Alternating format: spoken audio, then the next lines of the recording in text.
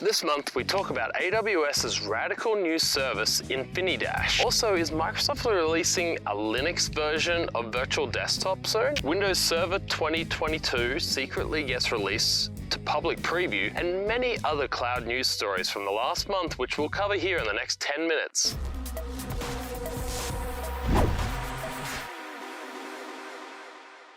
Hi, I'm Matt Carolan, and welcome to this month's Puck Online episode, bringing you the hot topics for the last month in the public cloud space. Today we are here on Mount Seymour with lots of bugs around us. It's definitely proven to be a challenging weekend to film due to all the parks being overcrowded due to being the Canada Day weekend. Lots of news to cover though this month, so let's get into it. In cloud growth news, Amazon and Microsoft led 40% of the IaaS growth in the public cloud services market in 2020. And Gartner is predicting that the public cloud services market will hit almost $400 billion next year.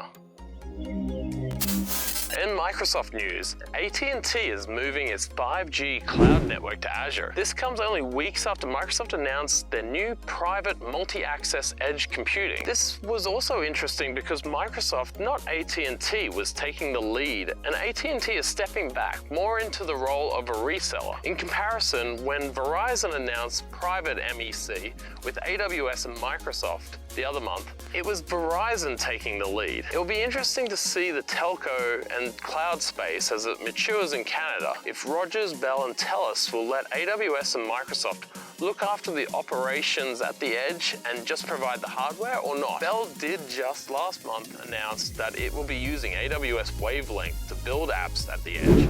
And Microsoft announced in March that their new Edge Zone in Vancouver, Canada had been released. And Azure's Arc Enabled SQL will go GA at the end of July. This allows you to now extend Azure services to SQL Server instances hosted outside of Azure. Azure PostgreSQL Hyperscale is currently in preview for the same thing, with other relational databases coming soon. And Microsoft has introduced the new NVIDIA version 4 family of VMs powered by NVIDIA's GPU, designed to provide higher performance for AI and ML workloads. And Microsoft have released a new tool which makes it easy to find outdated Azure Active Directory app dependencies. With AD improvements coming all the time and old features reaching end of life, this can be an important gut check for your app. Support for Azure ADAL and Azure AD Graphs API are both ending in June next year, and you can go to the monitoring workbook in Azure Portal today to find the apps which still use these in your environment. And Microsoft's been lingering on this for a while after Apple hit it last year, but they've finally become a $2 trillion company, making them the second US company after Apple to reach this magic number.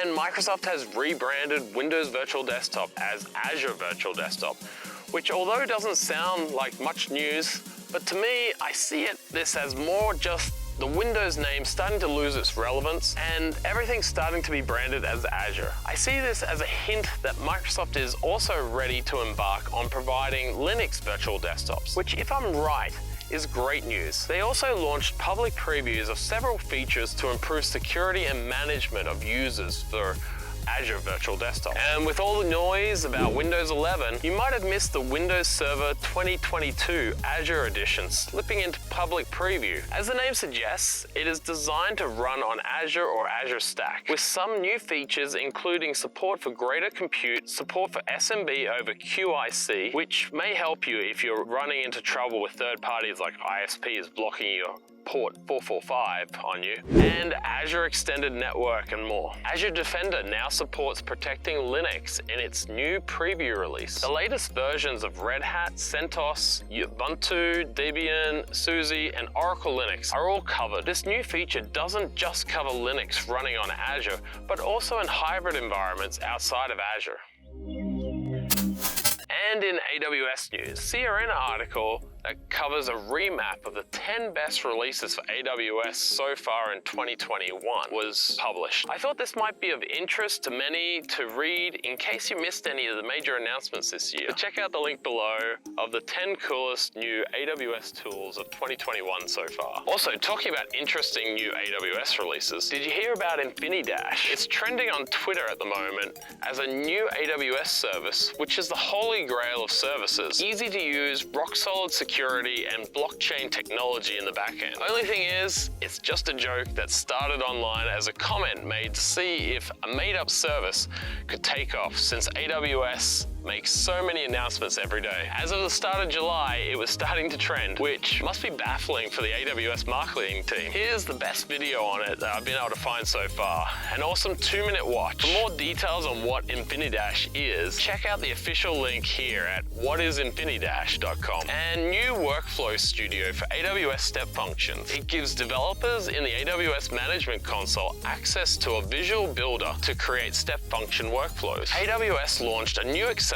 for the healthcare sector. Targeted at healthcare startups in the US, the program is a 4-week technical business and mentorship accelerator open to US-based or international with operations in the US. So if you're Canadian-based but extend to the US, this might be something that you can tap into. And AWS acquired Wickr, which is an encrypted messaging service which claims to be the only collaboration service which meets security criteria set out by the NSA. Maybe we'll see some encryption enhancements next year in Chime. And finally, AWS Proton went GA. If you haven't read about Proton, it's a new service which allows you to easily provision, deploy, and monitor microservices that form the basis of modern containers and serverless applications today. So essentially, you can use this service as your central place to look after services such as code deploy, EKS, CloudFormation, and Lambda.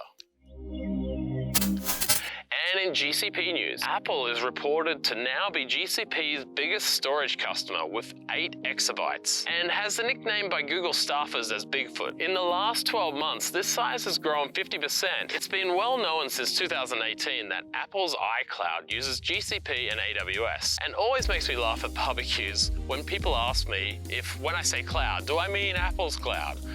Well, I guess I do, but not in the way that they think. And Google is starting to migrate parts of YouTube to GCP. Today, Google is still running many of their key services like search and YouTube on its own internal infrastructure, which is separate from GCP. This is a great move in confidence for GCP, especially since both AWS and Microsoft already run their own company services on their public clouds. Eating their own dog food, or as I've been taught to say since moving to Canada, drinking your own champagne.